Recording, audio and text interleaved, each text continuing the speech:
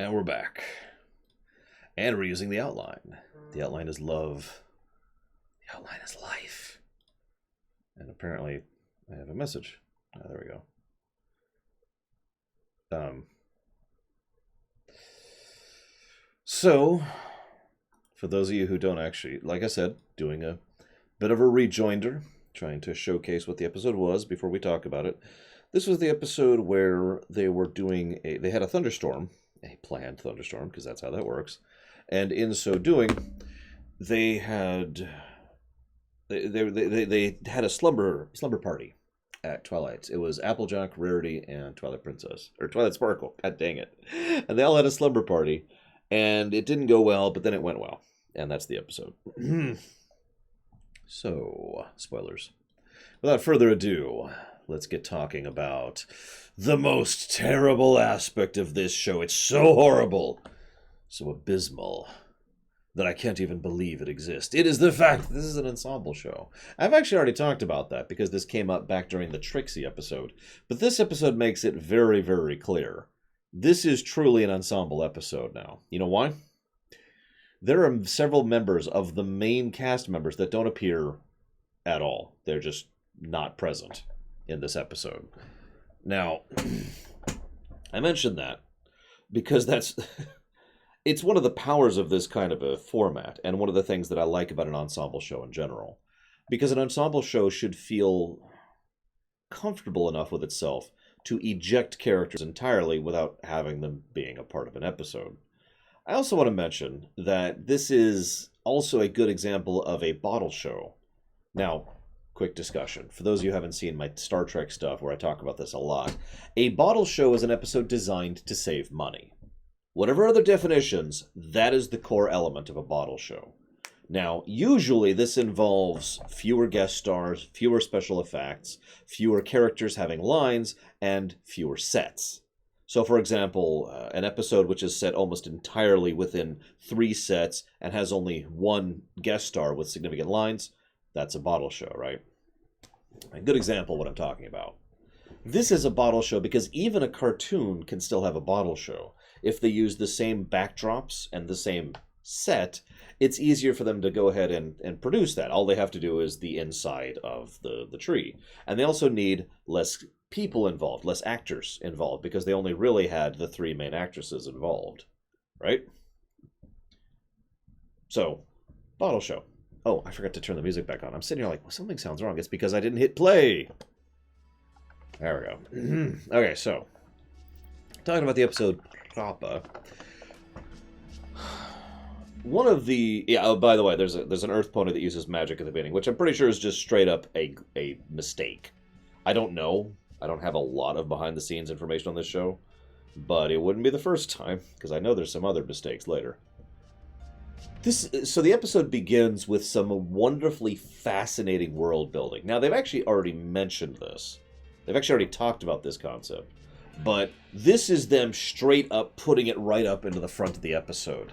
They forgot to make a smaller section of rain happen last week, so now they have to make a larger storm happen to make up the difference. So obviously we know that they craft their own weather. This is something that has come up before and will come up later. And we know that they basically have this whole schedule. Yeah, exactly. The weather is scheduled, and it's all supposed to happen in a certain way. And that all makes perfect sense, because for those of you not aware, you know, a lot of the things that we have in real life happen because they kind of need to. It's the nature of a biome. If they decided to just not have rain happen, that would completely screw everything over. That would become a wasteland. The biome wouldn't even be able to actually function the proper way because, right? So it makes sense that just because they have control over the biome doesn't mean they still have to specifically get involved with altering the biome on a specific way. In short, to put it in a different terminology, how many of you have seen any episode about Ryza over on Star Trek? I know that's a weird thing, but let me just get to my point. Ryza is a storm-riddled, swampy hellscape. Like, it's this terrible planet. But they use extensive technology to control the weather to the point where it becomes this idyllic paradise. However, and this is mentioned in the background a few times, what they do is they have to basically shunt away the weather in a way so the horrible stuff is still happening, it's just happening over there. In other words, even though they have control over the weather, there's still rules they have to follow. That's really where I'm going with all this. And so we see a little bit of that here. They still have to have rain. The rain still has to happen at certain times, etc., etc. Right? They need a certain amount of rain, and so forth and so on. And all of this is measured and controlled, but they still have to follow the rules. They can't just say, oh, we skipped a week of rain. And I know this is such a weird thing to talk about as long as I have, but this is wonderful world building right here. This makes perfect sense and actually lines up and is logical. This is the kind of thing I like about this show. That a lot of the world building, the background lore of this show is actually quite tight. And as in tightly designed. It coheses. It makes sense within itself. Anyways. So, moving on. The smoke of the dragon could have had something to do with it. Possibly. I'm going to go ahead and say it probably didn't, because Season 1 wasn't planned to have that much string continuity like later seasons will be. But it's entirely possible that the extra smoke in the atmosphere didn't help anything. So, that might be why this storm was stronger than it otherwise would have been, because a storm, for those of you not aware, is a weather system correcting itself. The very existence of a storm happens because there's some kind of irregularity in the amount of water, or in the amount of temperature, or the amount of pressure, or whatever. So this going from a rain to a storm might be in order to correct the imbalance caused by the smoke. And yeah, Weoud says the ponies react pretty badly to the lightning. Even Applejack is so terrified of the lightning. That's actually the reason she decides to stay behind and stay with there. Because if you pay attention, skipping ahead of my notes a little bit, Rarity stays because, oh, I'll be here for you, Twilight. Applejack stays because, oh my god, lightning, right? So I would fully believe that a true lightning storm is actually pretty rare. Twilight doesn't seem to be afraid, but that might be a matter of ignorance more than anything else. Although, it's worth noting that Twilight does freak out about the lightning later in the episode. Can anything else go wrong? That little bit, right? So. She also does have the lightning rod, that's true. Speaking of which, nice touch. So anybody who's lived in an area where lightning storms are common, I don't know about you guys, but even as a young child, I was taught, if you're in a lightning storm, don't get under a tree. I like the fact that they called that out in the episode. Applejack flat out saying, should we really be in a tree during a lightning storm? And then Twilight comforting her saying, don't worry, I actually have a lightning rod. It's like, oh, okay, well, that makes it okay. That, I'm with. That was a nice little tidbit. That was a nice thing to call out. I've mentioned this before, but when you're designing something that you intend kids to watch, you do need to make sure to mention real-life points every now and again. Don't get preachy about it. Don't get ridiculous about it, but just mention it in the background so they don't take the wrong lesson from it, right? Oh, Lore Week was like hours ago, Kevin. We're well past that. We're on to our second Streamination for the day. So anyways, rewinding a little bit here. So, speaking of Season 1 character weirdness, is it just me or is Rarity a little bit too freaked out by rain? I'm not talking about the thunderstorm. We already talked about the thunderstorm. But, I mean, just when right at the beginning of the episode, right at the cold open. So, some of you probably don't watch my Star Trek stuff. A cold open, most old TV shows follow a very simple format. Cold open, title, Act 1, commercial break. Act 2, commercial break. Act 3, commercial break. Act 3 end. Occasionally there's an Act 4 commercial break and an Act 5 commercial break, but that depends on the length of the show. MLP follows this formula to a T. Cold open, title, Act 1, commercial break, Act 2, commercial break, Act 3, right? So the cold open is the part that happens before the title credits. Some people refer to it as the teaser. Some people call it the hook. The whole point of a cold open is you need to, A, establish what the episode's about for people who are regulars. In other words, get them interested in the events of the episode. And B, for anybody who happens to be flipping through the channels, you need to get them interested so that they stick around and watch. That's the whole point of a cold open, okay? Now, Nowadays, cold opens aren't really needed as much as they used to be, but this show did start 9 years ago, so keep that in mind. Moving on. So Rarity in the cold open, now that I've explained all that, Rarity in the cold open is just, oh my god, freaking out because of the rain. And I do think that this is a bit of an exaggeration, and I do think that this is being done to... Oh, there's a term for that. It's when you narratively exaggerate someone's character traits to make them stand out more, so that they don't seem too similar. Because most fully fleshed out people tend to come across as relatively similar to each other because they're fully fleshed out people, right? Yeah, Flanderization is usually how this tends to be presented. So it's entirely possible, and there will, let's just be clear, there's going to definitely be some Flanderization, not only now but later in MLP. So that's a big problem. Anyways, oh, I forgot to wear the shirt. I'm still wearing my Lore Week shirt. I'm so sorry, guys. I've been so focused on whatever. I suck. Moving on. So, another thing. This is another good example of something I've talked about since the first season. The main five are not friends. If we were to go ahead and put up a diagram of each of the main five and see the connecting points between each of them and how they connect to each other, I would say the single biggest point of disconnect is between Rarity and Applejack. Even with the advantage of future sight and knowing future episodes, these two have basically never really been friends. So, they've been acquaintances. Yeah, Fluttershy and Rainbow Dash are the only two who have any real strong connection to each other. We've already established in a previous episode that Rainbow Dash and Pinkie Pie were not friends prior to now, and that was a development in like 4 episodes ago or something like that. And we also kind of see how Fluttershy isn't really friends of any of the others, and you get the point. There's no real strong connections of friendship between the five prior to the show's start. They know each other, other than Rainbow Dash and Fluttershy. They know each other, but that's about it. This is the best example of that, I think. Rarity and Applejack do not get along well, and it shows. And it also makes perfect sense. They are, in many ways, diametrically opposed to each other. Rarity is a tough and rough and just lives out in the wild and is used to dirt and hard work and sweat. Or did I say Rarity? Applejack is used to all the things I just said.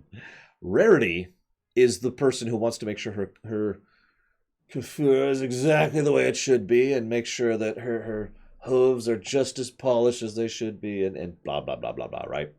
The two people on the surface are completely divested from each other. So it makes sense that they don't really... How do I phrase this? See, I'm talking about this so much because this is integral to the point of the episode. The two become good friends. And this is a point MLP will make in the future, actually. The two do actually have strong connections of friendship forward from now. But at the surface level, you can see why the two would never really interact with each other. Because at the surface level, it seems like they would want nothing to do with each other. It's only when they effectively are forced to interact with each other on a regular basis that they're like, oh, and start actually becoming friends. I'll talk more about that in a minute. But it makes perfect sense here. And as Raskor points out, both of them are very hardworking people. Rarity makes a successful business. So successful, she can open multiple branches of her business in the future. In fact, she's already running a successful business now. She also will work herself to the bone. That's coming up in, I think, next episode after this one.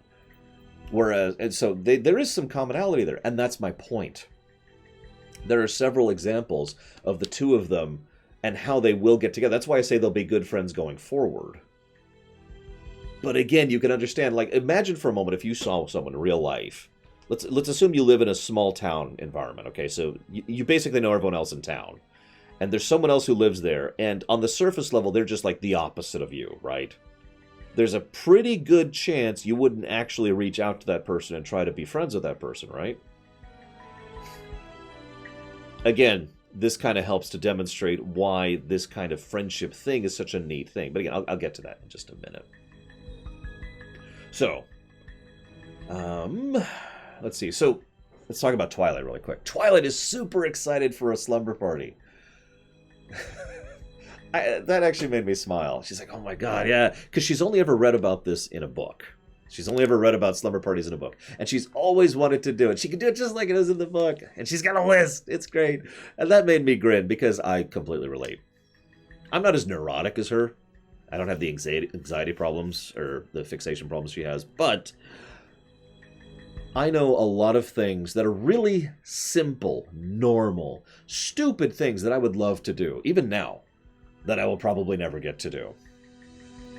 I've talked before about how I would be okay with warping into MLP, Type 3, obviously, or Tier 3 and up.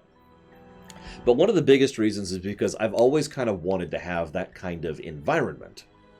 The neighborhood. That's the big thing for me. I mentioned it earlier. Imagine living in a town where you actually recognize and know everyone else in the town. I can't even envision that. I don't know everyone who lives in my building. Never mind my apartment complex, right? Now, I live in cities, and you don't know people in cities. That's not how that works. It really isn't. You might know some people in your neighborhood, but that's about as far as that can go, and that depends on the neighborhood. I actually like that idea. I don't know if I'd actually like it in practice, because it will never happen. But I read about it in books. So you can see why I kind of relate to Twilight on this one. Although I have been to slumber parties. Male and female. I agree, weirds. They haven't, delicate souls, delicate souls. So, Applejack shows up. I already mentioned she's scared of a lightning storm. We already talked about that, so I've kind of skipped ahead a little bit here. But I do find this kind of interesting. She's like, okay, I'm going to go... This is a weird plot point. She cleans up all the mud, and she's all irritated and frustrated, and she had to be outside to do it. She finally comes in, and they're putting mud on each other. Now, Applejack's not stupid. She probably understands that that's not just mud, ignoring the fact that it's green. But there's also... Basically, what I'm trying to point out here is that this is a recurring element of much of the meat of Act 2 of this episode. The fact that they're just really irritated. Rarity is really irritable, and Applejack is really irritable. And so the two of them just constantly exemplify it for each other. How many of you have ever been in an irritable mood before?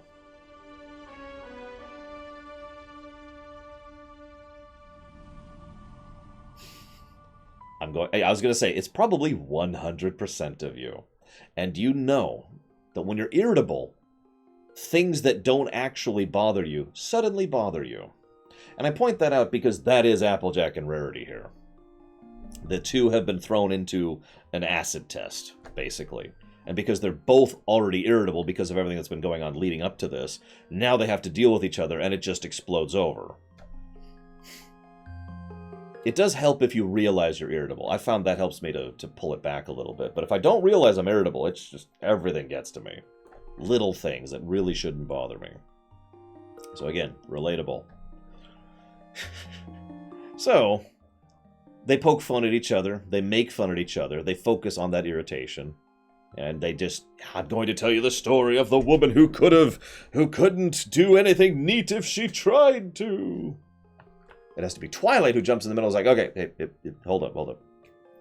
Let's do a scary story. By the way, they tell the story of the Headless Pony. This is actually funny to me because this is the type of continuity that I tend to like best in MLP. It's not actually background continuity, that's different. It's what I like to call setting continuity. Setting continuity is when there's elements that aren't really drawn attention to, but they're there from episode to episode.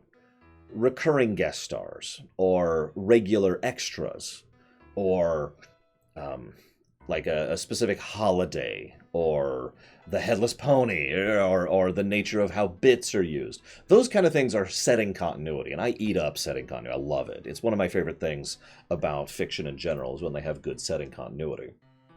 So MLP does have very good setting continuity, and this is another example of that. I just wanted to point that out because the Headless Pony will come up again. And it's not even in a directly connecting way. It's just someone else has heard the same ghost story, right? Which makes sense. It would be like someone mentioning a video game, and then several episodes later, someone else mentioning the same video game. In different context, even. It just shows that that connecting element is part of the same universe. It helps bind it together. Anyways. So, then Rarity describes s'mores. Anyone else get hungry at that point? I gotta admit something. So I'm going grocery shopping right after this. We're not actually streaming for the rest of the day. I got chores to do. But I have come up with a couple of recipes for fudge. And I can't wait to make them tonight. I'm going to be doing it for hors d'oeuvres, but I can't wait to make this fudge because... S'mores. S'mores. Maybe I should add some marshmallows. Anyways. So then they do Truth or Dare. Never do Truth or Dare. Never do Truth or Dare. But you'll notice how there's this bit where Twilight's like, okay, we have to do this. You have to do it. It's in the rule. That's how that works. Okay, well, fine. I'll go do something neatly. Well, okay, well, I'll go do something obsessing. Actually, that's a good point. Sean brings up a good point there. Applejack is probably a good cook. Like, we've already seen her apple confections. That was in the very first episode. And she will make plenty of apple things in the future. I have a feeling Applejack is one of those flavor cooks. Kind of like, if I'm being honest, me. Every dish I've made for the hors d'oeuvres has tasted wonderful. However, I'll freely admit most of them don't look good. Rarity is the kind of person who can make food that looks good and may taste good. That's optional, if we're being honest. It reminds me, if I could digress for just a second, it reminds me, there was this bit, this was last year or the year before, where there was a food critic, like, convention, and someone went out and took Big Macs from McDonald's and pulled them apart and prettied them up and made them into these really fancy-looking meals that were Big Macs. Or fancy-looking hors d'oeuvres, you know? And then they served them at this critic thing. And, of course, all the food critics are expected to comment on it. So they're all like, oh, yes, you can feel the BS and the wrong. And they just lied through their teeth about how wonderful these Big Macs were. Never trust a food critic. Anyways, I'd have to dig for it, Baron. But it was awesome. Because it was just, yep, that is absolutely right. Oh, I agree, Aethel. Absolutely. Anyways, all right, so getting back to the episode. So, they're doing this Truth or Dare thing. And Twilight is obviously pushing for this. And you have to notice, apparently it was 2014, it was more than last year. You have to remember, what Applejack and Rarity dare each other to do is actually pretty mean. Like, it would be like someone walking up to me saying, Lore, I want you to go not do the dishes for a day. And I'm like... But... Oh, Bragwin, could Ect Klug please get a Discord invite? While I got you here. Fondant, oh my god. I don't know how to say his. I call him Ect. His name's Orange. He just said something right above you. ECHTKLUG. Okay, he got an invite. Okay, we're cool. Yeah, or never shower. Oh, I would actually have trouble sleeping. So yeah, what they do is just straight up mean to each other. And that actually bothered me a bit. But again, it kind of ties up. They're both irritable, and they're feeding off of each other's irritability. That's another thing that the episode does right. The quickest and most direct way to ever get a person angry is to be angry at them. It is so hard to prevent yourself from getting angry when someone is just raging at you. It takes skill and experience, and you can't always do it. So it's the same thing with irritability. It just feeds off each other. So the two just feed off each other, getting worse and worse and worse.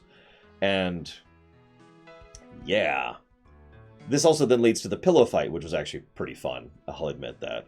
Because there's this, we'll just pillow fight, and you know, Applejack's like, blah. And you notice the two's different approach. Applejack just piles them up into a pile and just starts back-kicking them. Rarity's like, and gets the flank maneuver, you know, the line of pillows. That amused me tremendously. And of course, Twilight doesn't even understand what a pillow fight is. And that, of course, is being done as a joke, but it also helps to demonstrate a point. Twilight is so disconnected from this normal activity that she doesn't even know what it is other than the description of the book, right? Poor Twilight. Anywho, so that leads to the bed scene. Now, the bed scene is peak irritability. This is when the irritability finally peaks out. Rarity steals the blanket. Applejack steals the blanket back. You know, both of them just being very, very mean to each other. Just actually aggravating each other. This then leads to Twilight finally being like, enough! Now, before we move forward, do you think Twilight noticed the two were being bratty to each other the whole episode, or was actually oblivious to it?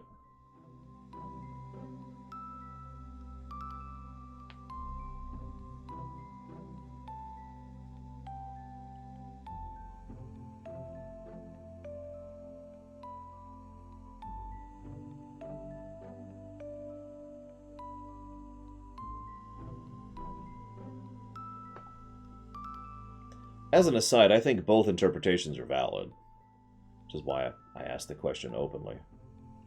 Now, I think she noticed, personally. I think she noticed and was like, okay, well, that's not in the book, so we're just going to make this work.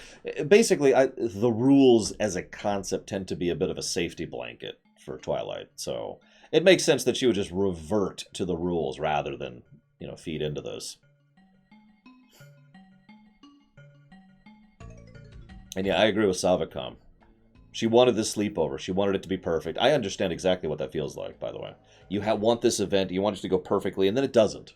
I know exactly how awkward and unpleasant that feels.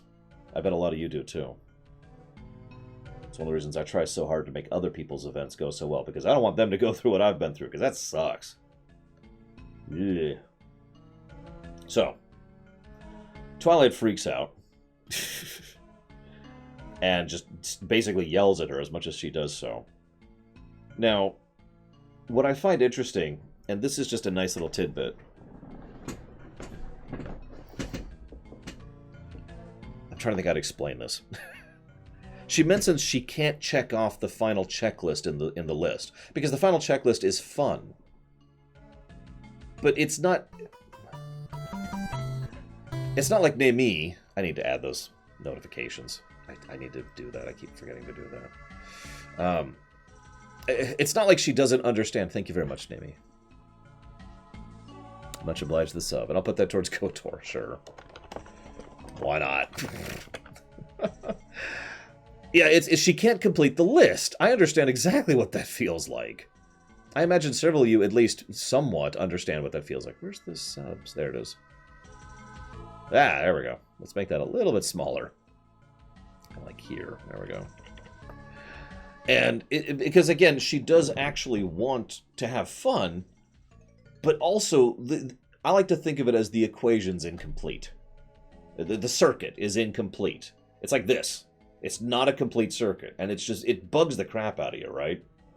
So in addition to the fact that she didn't have fun on this night, the circuit's incomplete.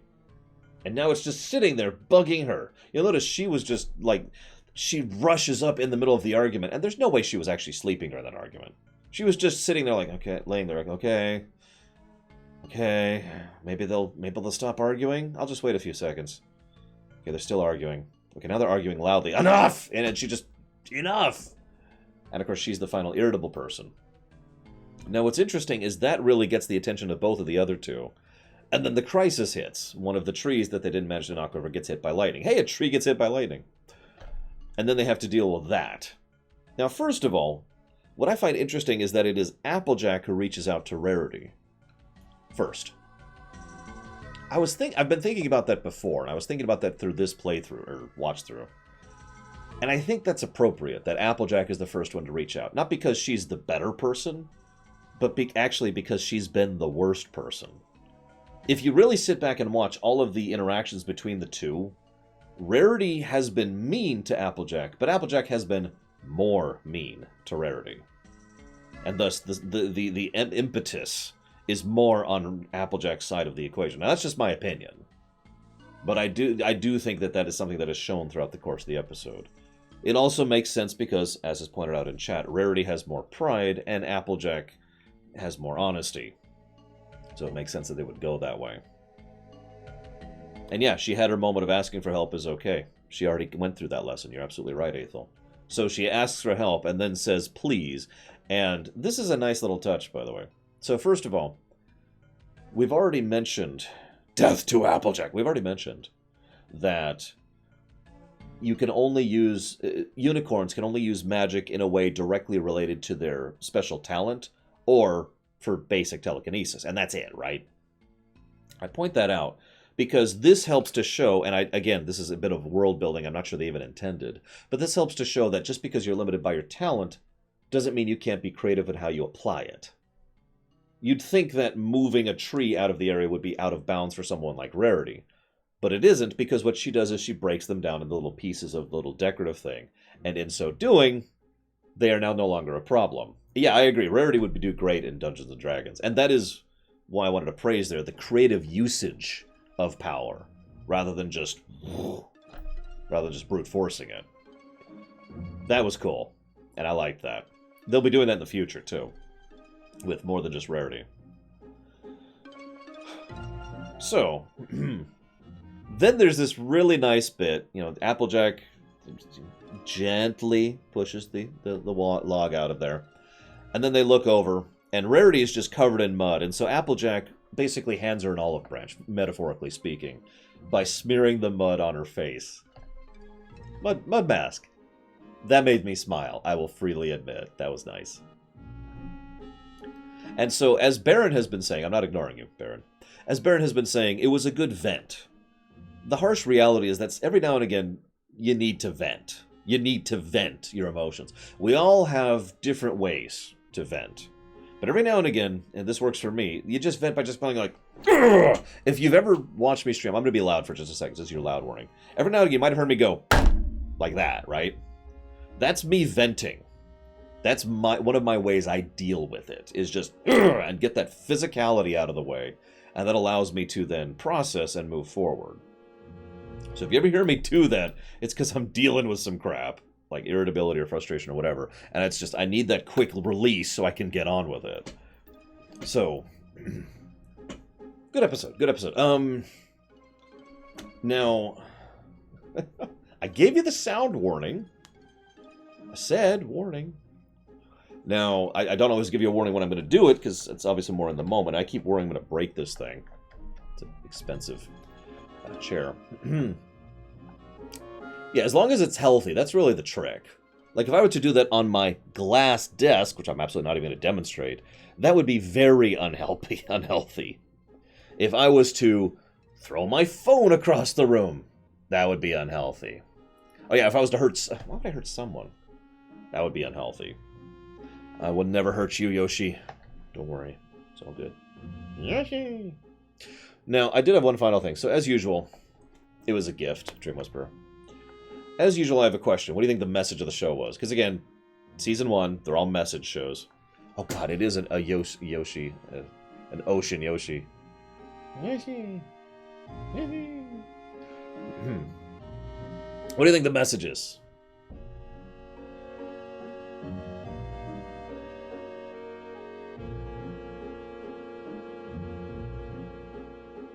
Never play truth or dare. Ever.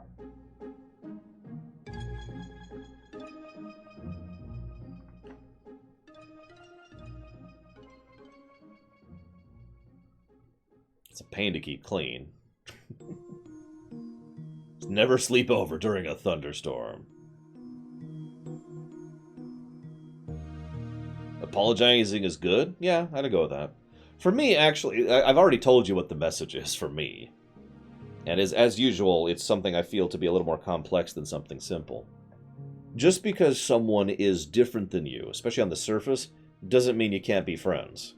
Just because your personalities bounce off of each other, doesn't mean you can't be friends. Hey, Sean was thinking the same one too.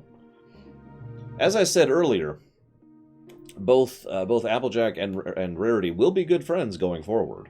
And as we were talking about earlier, they have a lot in common.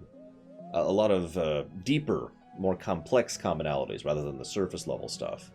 So it makes sense that they're friends. This is a plot point that'll come up many times. In fact, one of my favorite examples of this is much further ahead. I don't remember what season. It's the first season where Starlight Glimmer is introduced. And there's this bit where someone walks up and says, "Hang on, did you just have an argument?" "Yeah." "Well, isn't your friendship over?" "Why would our friendship be over if we're arguing?" In fact, this will also be a point in the Season 2 opener, which we'll talk about more extensively when we get there. We see other messages, so let's see. It's okay. Savicom says, it's okay to be yourself. Aethel says, don't irritate others because you're irritated. Detective Rarity says, give people a chance. Blue Wind says, when you have a problem, irritability and such things cause issues between people instead of letting them fester. Better to talk it out, even if you need someone else's help. Baron says, get your emotions out. Vent in a healthy manner. One of the ways I vent is I do dishes. By the way, that's another thing I do. Dream Whisperer says, don't look for what you seek. I'm with that. Arguing can be normal. There's nothing wrong with disagreeing, really. Within reasonability.